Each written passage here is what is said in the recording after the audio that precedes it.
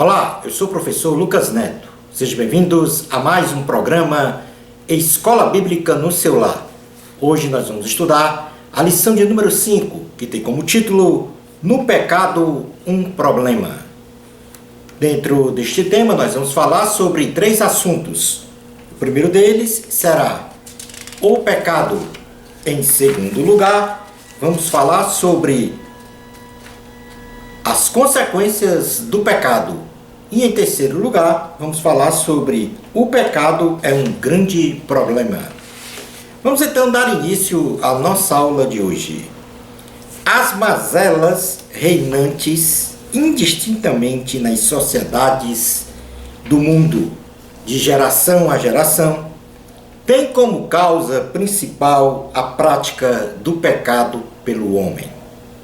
Doenças, injustiças sociais, corrupção, suborno, homicídio, roubos, etc. são frutos malignos da natureza pecaminosa do homem, que tem como grave consequência a separação do homem da comunhão plena com o Senhor. Nesta lição, estudaremos como surgiu o pecado no mundo, suas consequências e qual é o remédio espiritual para a cura deste grande mal no seio da humanidade. Item número 1, o pecado. Vamos fazer um breve relato sobre o pecado original.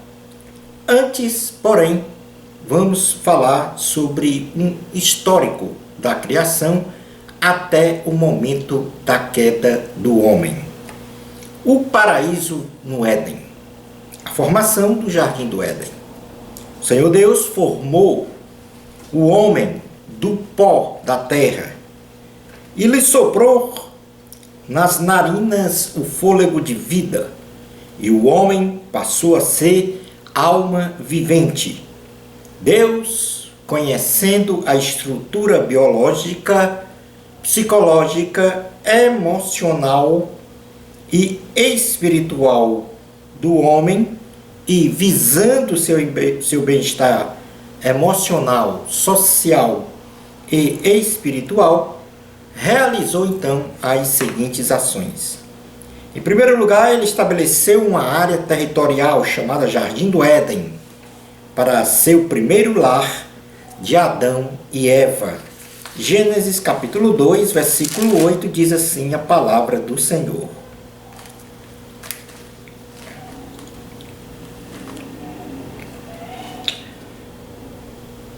E plantou o Senhor Deus um jardim no Éden, na direção do Oriente, e pôs nele o homem que havia formado. Aí foi estabelecido a área territorial chamada Jardim do Éden. Deus fez brotar neste jardim árvores com os seus respectivos frutos, como provisões de alimentos para a mantença física de Adão e Eva. Entretanto, 2 árvores muito especiais foram plantadas, uma bem no meio do jardim, a árvore da vida, e a outra, a árvore do conhecimento do bem e do mal. Gênesis capítulo 2, versículo 9 diz: do solo fez o Senhor Deus brotar toda sorte de árvores agradáveis à vista e boas para alimento, e também a árvore da vida no meio do jardim e a árvore do conhecimento do bem e do mal. Em terceiro lugar, o Senhor supriu o Éden com um sistema de provisão de água abundante e permanente para regar a terra e também para o consumo humano, composto então de quatro grandes rios, denominados Pison, Gion, Tigres e Eufrates. Gênesis capítulo 2, versículos 10 ao 14, diz assim a palavra do Senhor. E saía um rio do Éden para regar o jardim, e dali se dividia, repartindo-se em 4 braços. O primeiro chama-se Pison, é o que rodeia a terra de Havilá, onde há ouro. O ouro dessa terra é bom. Também se encontra lá o bidélio e a pedra de ônix. O segundo rio chama-se Gion, é o que circunda a terra de Cush. O nome do terceiro rio é Tigre, é o que corre pelo oriente da Síria. E o quarto é o Eufrates.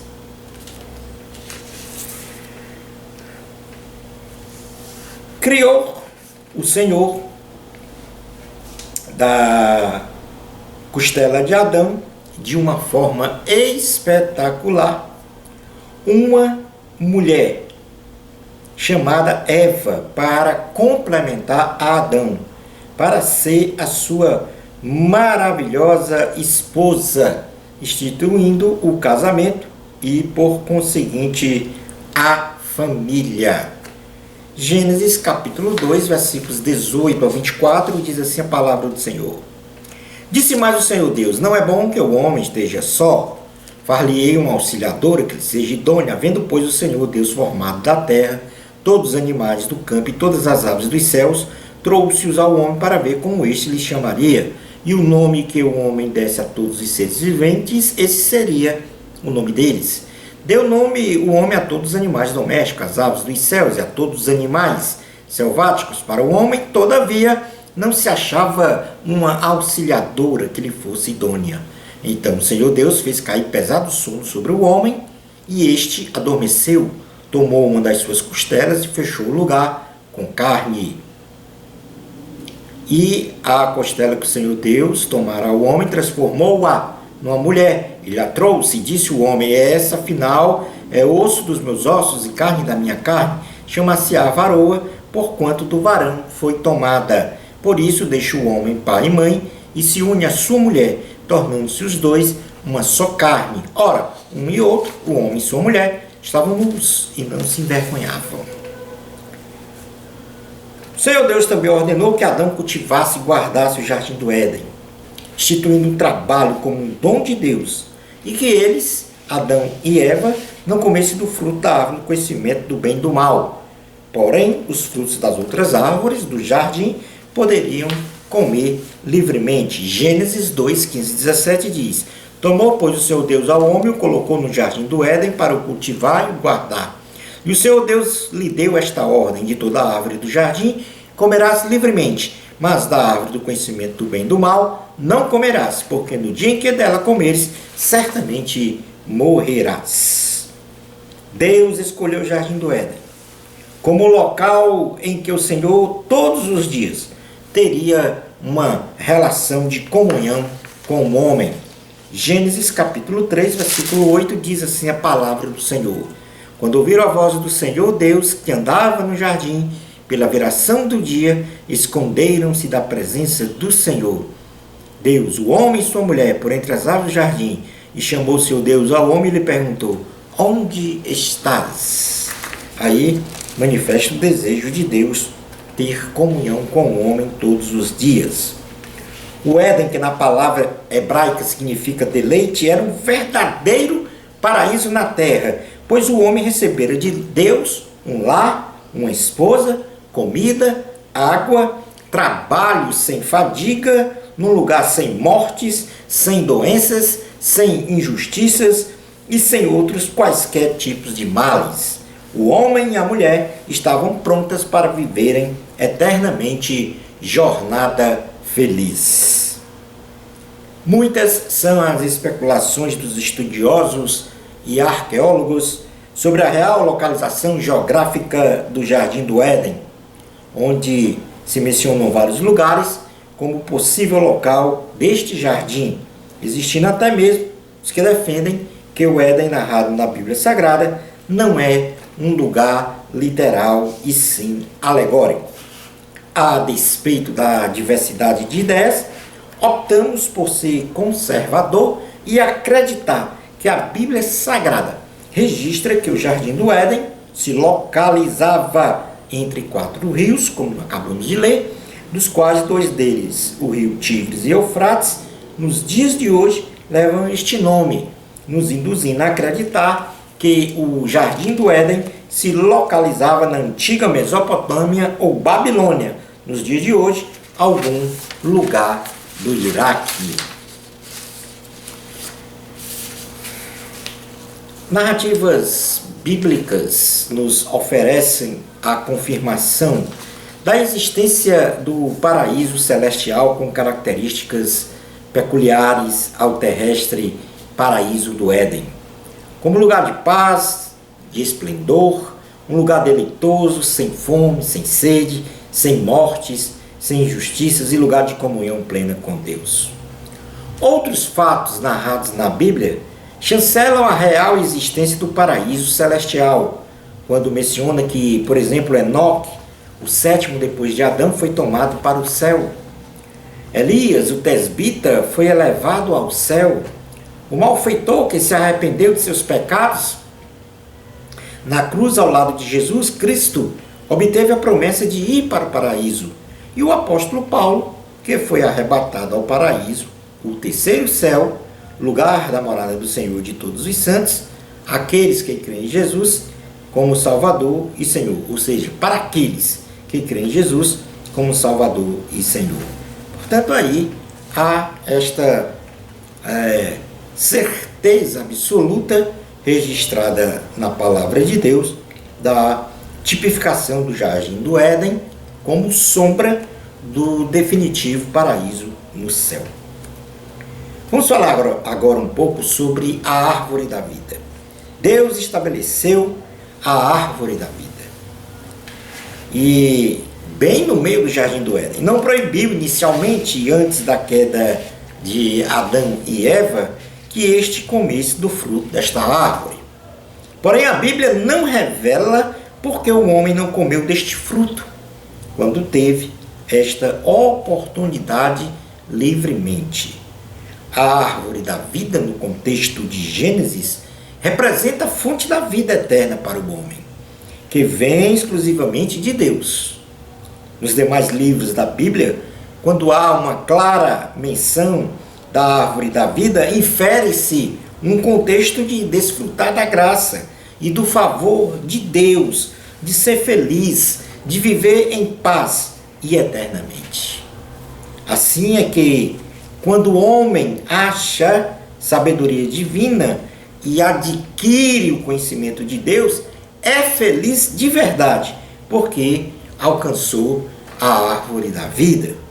Quando o homem faz a vontade de Deus, mostrando a sua fé com obras santas e justas, ele também tem vida plena e alcança a árvore da vida.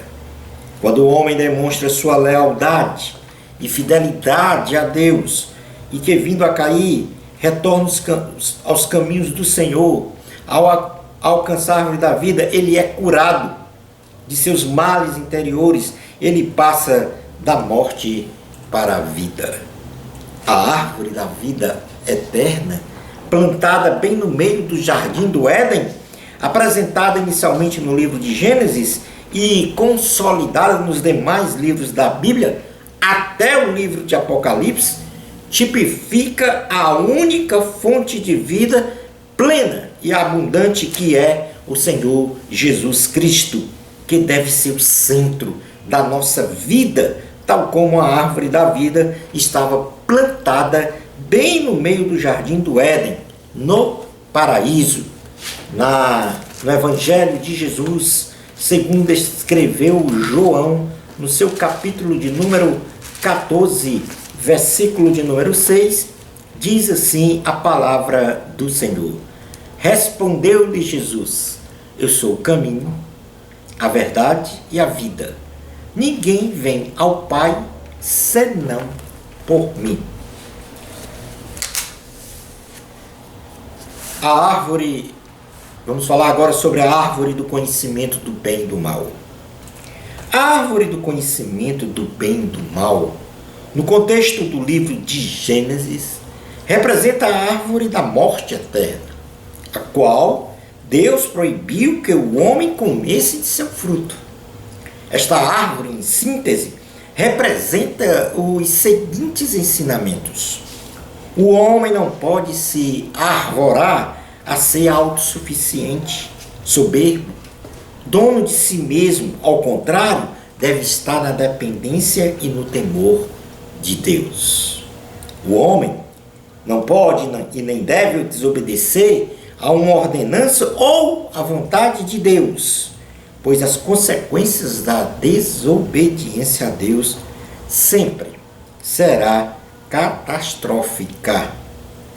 Tradicionalmente, a maçã se tornou o símbolo do fruto do pecado, do conhecimento do bem e do mal, tendo esta ideia se propagada pelo idioma latim, onde se guarda uma semelhança quase que integral das palavras malum, no latim, que significa mal, e malus, que significa macieira. Porém, não podemos determinar qual foi o tipo de árvore e fruto do pecado, pelo fato de a Bíblia Sagrada não mencioná-los. Visto esta questão das duas árvores, vamos tratar sobre a simbologia destas duas árvores especiais plantadas no Jardim do Éden. Deus criou o homem com livre arbítrio para decidir que caminho trilhar em sua vida, sob todos os aspectos. Mas também Deus criou o homem para ter comunhão com Ele e ser adorado em espírito e em verdade. As duas árvores, a da vida e a do conhecimento do bem e do mal, eram totalmente diferentes das milhares de árvores plantadas no Jardim do Éden.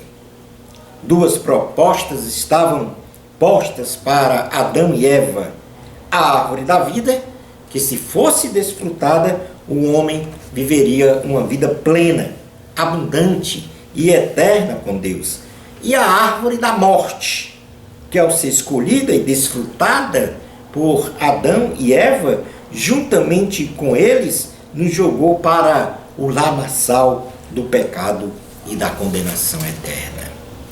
Ainda hoje, estas duas propostas estão plantadas: a vida plena, abundante e eterna em Jesus Cristo, e a morte e a condenação eterna no diabo. Feita esta primeira introdução ou discussão sobre o Jardim do Éden, passemos agora a falar sobre a tentação no paraíso, ou seja, a originalidade do pecado. E nós vamos começar falando pelas etapas da queda do homem. A descrição da queda do homem em desgraça é relatado sucintamente, etapa por etapa, em Gênesis capítulo 3, versículos 1 ao 12. A tentação de Adão e Eva no Éden foi um grande teste para verificarmos se a natureza humana era capaz de resistir ou não aos seus próprios desejos e ao diabo. Logo, este episódio nos ensina, em primeiro lugar, que a tentação nunca terá como fonte o próprio Deus, e que nós, tendo a nossa vida presidida pelo Espírito Santo, podemos resistir ao diabo e vencer o mundo. E vamos iniciar então propagando as etapas da queda do homem e vendo no primeiro ponto o sedutor e a sedução. E está em Gênesis capítulo 3, versículos 1 ao 4. Vamos fazer esta leitura da palavra do Senhor. Mas a serpente, mais sagaz que todos os animais selváticos que o Senhor Deus tinha feito, disse à mulher: é assim que Deus disse: não comereis de toda a árvore do jardim? Respondeu-lhe a mulher: do fruto das árvores do jardim podemos comer, mas do fruto da árvore que está no meio do jardim, disse Deus: dele não comereis, nem tocareis nele, para que não morrais. Então a serpente disse à mulher: é certo que não morrereis. Satanás, de forma sagaz, se apresenta de um modo sedutor a Eva, a mãe de toda a humanidade. E esta apresentação se dá com o seu instrumento mais eficaz de enganação, a palavra mentirosa, contrapondo a ordenança do Senhor Deus. O maligno, conhecendo a natureza humana, pois esteve presente na criação do homem, explora 3 áreas frágeis dessa natureza para ludibriar Eva, as quais podemos mencionar. Em primeiro lugar, o diabo induz a mulher a ser soberba, a cobiçar o poder, a autossuficiência, o desejo de ser igual a Deus. E isso está no versículo 5, quando nós lemos da seguinte forma: porque Deus sabe que no dia em que dele comerdes, se vos abrirão os olhos, e como Deus sereis conhecedores do bem e do mal.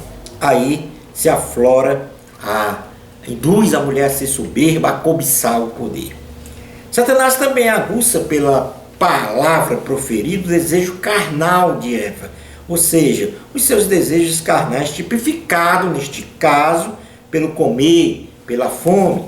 E na parte A do versículo 6 diz assim: vendo a mulher que a árvore era boa para se comer, agradável aos olhos e árvore desejável para dar entendimento, tomou-lhe do fruto e comeu, e deu também ao marido, e ele comeu. E aí, neste caso, Lúcifer, o maligno, incita pela palavra falada a Eva a satisfação também de seus olhos. A estratégia de Satanás sempre será esta para derrubar o homem, isto é, se utilizará de sofismo, de mentiras que parecem verdades, e ativará no homem as concupiscências da carne, as concupiscências dos olhos e a soberba da vida. Aí Eva foi induzida ao pecado. E aí ocorre a segunda etapa, que é a infração da ordem divina. Eva caiu na tentação armada pelo diabo e, em ato sumário, comeu do fruto da árvore do bem e do mal, que havia sido proibido por Deus de comê-lo. Convenceu a Adão, seu marido, a também comer do fruto proibido. E pelas mesmas razões, Adão também pecou e desnudos ficaram da graça do Senhor. Gênesis capítulo 3, versículos 6 e 7, diz assim a palavra do Senhor: vendo a mulher que a árvore era boa para se comer, agradável aos olhos, e a árvore desejável para dar entendimento, tomou-lhe do fruto e comeu, e deu também ao marido, e ele comeu. Abriram-se então os olhos de ambos, e percebendo que estavam nus, cozeram folhas de figueira e fizeram cintas para si. Adão e Eva perceberam as suas respectivas nudez, tipificando uma indecência moral do caráter humano sob todos os aspectos, ou seja, o estado anterior de inocência passa a ser imoral, deturpando todos os conceitos puros de Deus para o homem. Quando desobedeceram a Deus, Adão e Eva instantaneamente morreram espiritualmente e atingiram a degradação moral de caráter, acusados pelas suas próprias consciências, e então remediaram este estado de morte espiritual com vestes de folha de figueiras, tipificando uma ineficiente religiosidade de purificação. Como terceira etapa, já comentamos a primeira, o sedutor e a sedução, a infração da ordem divina, e agora o inquérito divino, como terceira etapa. O Senhor, em sua perfeita e absoluta onisciência, já sabendo da maldita desobediência de Adão e Eva, busca conversar com eles no jardim na viração do dia, e percebe que eles estavam escondidos detrás das árvores em estado de degradação moral e com sentimento de medo, coisas que não existiam no paraíso e agora mancharam esta relação e comunhão com Deus. O Senhor então confirma que seus 2 filhos o desobedeceram e comeram do fruto proibido. Gênesis capítulo 3, versículos 8 ao 11, diz assim a palavra do Senhor: Quando ouviram a voz do Senhor Deus, que andava no jardim pela viração do dia, esconderam-se da presença do Senhor Deus, o homem e sua mulher, por entre as árvores do jardim. E chamou o Senhor Deus ao homem, e lhe perguntou: onde estás? Ele respondeu: ouvi a tua voz no jardim, e porque estava nu, tive medo e me escondi. Perguntou-lhe Deus: quem te fez saber que estava nu? Comeste da árvore de que te ordenei que não comesses? Tudo que fazemos, nada está encoberto para Deus. E por isso todas as nossas ações, de bem ou de mal, serão reveladas publicamente. Não adianta enganar o seu próximo, pois jamais enganaremos a Deus. Como quarta etapa da queda do homem, nós temos a defesa humana. A defesa de Adão e Eva para o episódio é pífia, sem respaldo moral, estapafúrdia, pois humanamente é impossível justificar o pecado. O primeiro casal, criado em sua degradação moral, putrefatos espiritualmente, eles se utilizam da mentira e de se acusarem mutuamente, colocando a culpa um no outro. Gênesis capítulo 3, versículos 12 ao 13 diz assim: então disse o homem: a mulher que me deste por esposa, ela me deu da árvore e eu comi. Disse o Senhor Deus à mulher: que é isso que fizeste? Respondeu a mulher: a serpente me enganou e eu comi. Não podemos fugir de nossas responsabilidades espirituais. Se pecarmos, temos um advogado para nos justificar. Desde que venhamos assumir a verdade e nos arrependermos dos malfeitos, sem acusar a outrem, pois a acusação infundada, com transferência de responsabilidade, é obra maligna. Portanto, recapitulando, das 4 etapas da queda do homem, nós podemos mencionar então o sedutor e a sedução, a infração da ordem divina, o inquérito divino e a defesa humana. Este pecado teve consequências, e por isso nós vamos agora trabalhar o item 2 da lição, que fala sobre as consequências do pecado. Deus é amor, mas também é justo. Ele é um Deus de justiça, e pela desobediência realizada pelo casal adâmico, ele proclamou severas sentenças sobre todos os agentes da criação, que até hoje gemem a um só tempo. Estas sentenças foram, vamos fazer uma leitura aqui direta de Gênesis capítulo 3, versículo 14, até o 19, para termos então essas sentenças em 5 agentes. Diz assim a palavra do Senhor, a partir do versículo 14, Gênesis 3. Então o Senhor Deus disse à serpente: visto que isso fizeste, maldita és entre todos os animais domésticos, e o és entre todos os animais selváticos. Rastejarás sobre o teu ventre, e comerás pó todos os dias da tua vida. Por inimizade entre ti e a mulher, entre a tua descendência e o seu descendente. Este te ferirá a cabeça, e tu lhe ferirás o calcanhar.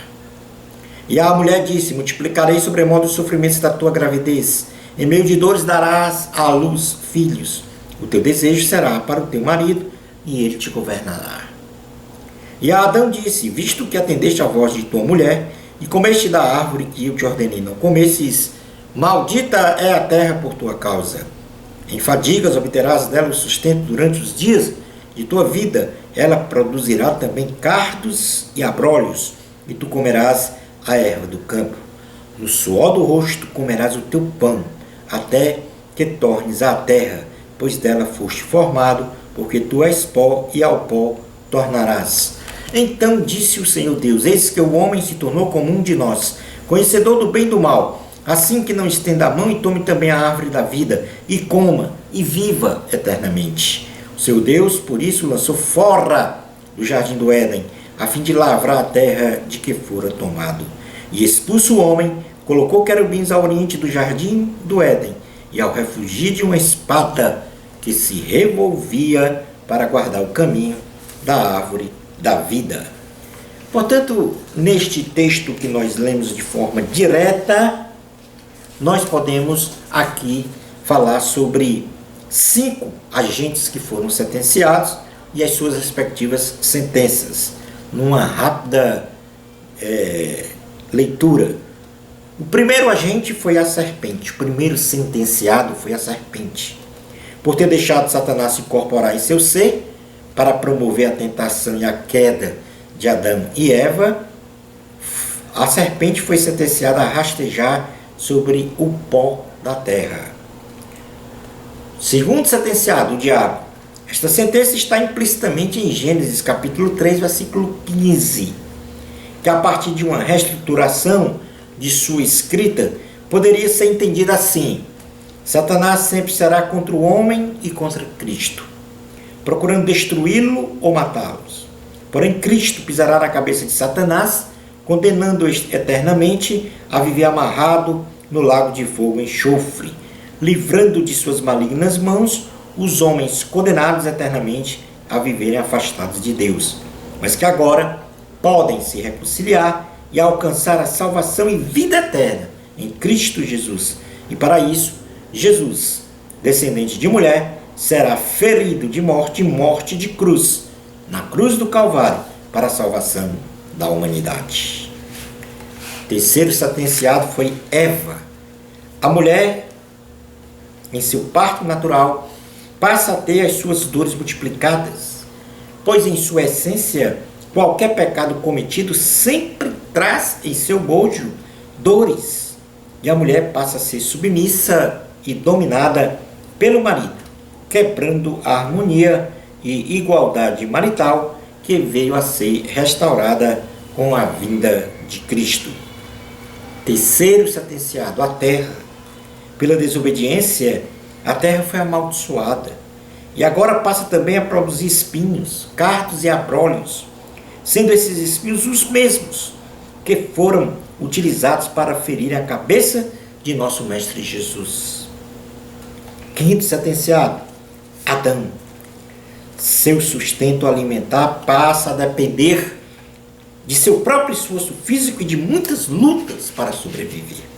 Foi decretada a sua morte física, retornando a sua parte material, o corpo, para o seu ponto de origem, ou seja, o seu corpo volta para o pó da terra. Foi impedido seu acesso à árvore da vida e concomitantemente foi expulso do paraíso e assim destinado a viver separado e sem comunhão com Deus. Deus é misericordioso e demonstrou seu profundo amor para com o homem quando prometeu a vinda de um Salvador e tipificou o modo de salvação do homem pela morte pelo sangue de um cordeiro, ao substituir as vestes de Adão e Eva feitas de folhas de figueira por vestes feitas de peles de animal. Gênesis capítulo 3, versículos 20 e 21 diz assim: E deu o homem o nome de Eva à sua mulher, por ser a mãe de todos os seres humanos. Fez o Senhor Deus vestimenta de peles para Adão e sua mulher, e os vestiu. Este Cordeiro Salvador se consolidou na vinda de Jesus Cristo, o Filho de Deus, na forma de homem, para morrer na cruz do Calvário e ter o seu sangue derramado para perdão dos pecados da humanidade e para dar vida eterna. Passando agora para o item 3 da lição, o pecado é um grande problema. O pecado é um grande problema para a humanidade, porque nos afasta da presença de Deus. Porém, Deus, em seu infinito amor, deu ao seu Filho Jesus Cristo, para que todo aquele que nele crê não pereça, mas tenha a vida eterna. Jesus salvou a humanidade da principal consequência do pecado, isto é, a total separação do homem de Deus. E aqui, neste ponto da lição, a explicação base sobre o pecado é que Adão e Eva desobedeceram ao Senhor. E este pecado da desobediência foi transferido para toda a humanidade. E de repente você pode perguntar, mas como se deu esta transferência? Se deu por causa da herança adâmica. Um exemplo, para que a gente possa entender mais ou menos esta transferência, é que eu e você queremos viver eternamente. Nós não queremos morrer fisicamente. A gente quer viver o máximo de tempo possível. E esta é exatamente uma natureza, uma virtude, uma característica da nossa natureza adâmica. Porque Adão originalmente foi criado para viver eternamente. Então, esse nosso desejo de viver eternamente vem da natureza adâmica. E o desejo de Adão e Eva pecar e pecaram também, como nós, pecadores, vem da natureza adâmica. Mas o Senhor, misericordioso e no seu infinito amor, enviou o seu Filho para morrer na cruz, em nosso lugar. E a partir desse instante, nós temos a oportunidade de se reconciliar com Deus e voltar àquele estado original, de viver eternamente. O apóstolo Paulo, ele faz uma comparação então contrastante entre a ação pecadora do homem e a ação da graça do Senhor Jesus para com toda a humanidade a saber.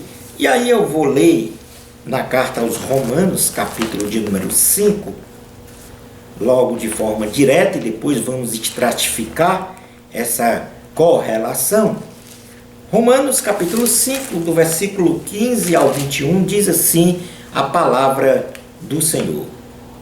Todavia, não é assim o dom gratuito como a ofensa. Porque se pela ofensa de um só morreram muitos, muito mais a graça de Deus e o dom pela graça de um só homem, Jesus Cristo, foram abundantes sobre muitos. O dom, entretanto, não é como no caso em que somente um pecou, porque o julgamento derivou de uma só ofensa para a condenação, mas a graça transcorre de muitas ofensas para a justificação. Se pela ofensa de um e por meio de um só reinou a morte, muito mais os que recebem a abundância da graça e o dom da justiça reinarão em vida por meio de um só, a saber, Jesus Cristo.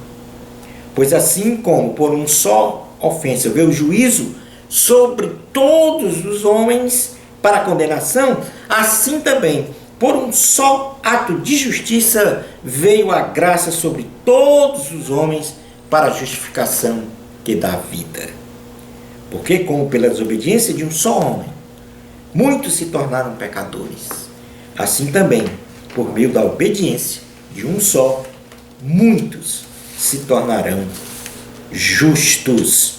Sobreveio a lei para que avultasse a ofensa, mas onde abundou o pecado, superabundou a graça, a fim de que, como o pecado reinou pela morte, assim também reinasse a graça pela justiça para a vida eterna, mediante Jesus Cristo, nosso Senhor. Portanto, nós, fazendo aqui este contraste entre a ação pecadora de Adão e a ação da graça de nosso Senhor Jesus Cristo, como foi feita a leitura, pelo pecado de Adão muitos morreram, mas por Cristo muitos receberam a graça abundantemente. Por uma só ofensa de Adão veio o julgamento e a condenação eterna da humanidade. Por muitas ofensas a Cristo veio a graça e a justificação. Por uma só ofensa de Adão veio a morte, física e espiritual. Pela justiça e graça de Cristo, muitos viveram eternamente e reinarão com Ele. Ou seja, viverão eternamente e reinarão com Ele. Por um ato de ofensa veio a condenação de todos, mas por um ato de justiça de Jesus veio a justificação de todos. Pela desobediência de Adão, muitos foram pecadores. Pela obediência de Cristo, muitos foram feitos justos. A lei aponta o pecado no homem, Onde existe o pecado, existe a graça divina para aniquilar o pecado. O pecado, ele reina pela morte, mas a graça reina pela justiça, para a vida eterna por Jesus Cristo. Foi pelo sacrifício de Jesus na cruz do Calvário que a morte espiritual do homem, fruto do pecado, foi anulada. Tendo este homem a garantia de se reconciliar com o Senhor, resgatando o plano original de Deus no Jardim do Éden, ou seja, o homem viver eternamente em plena comunhão com o Senhor. E assim chegamos ao final de nossa aula de hoje. Bênçãos especiais de Jesus para você. Amor a Cristo, a glória é de Deus. Até ao nosso próximo programa, Escola Bíblica no seu lar, se Deus permitir.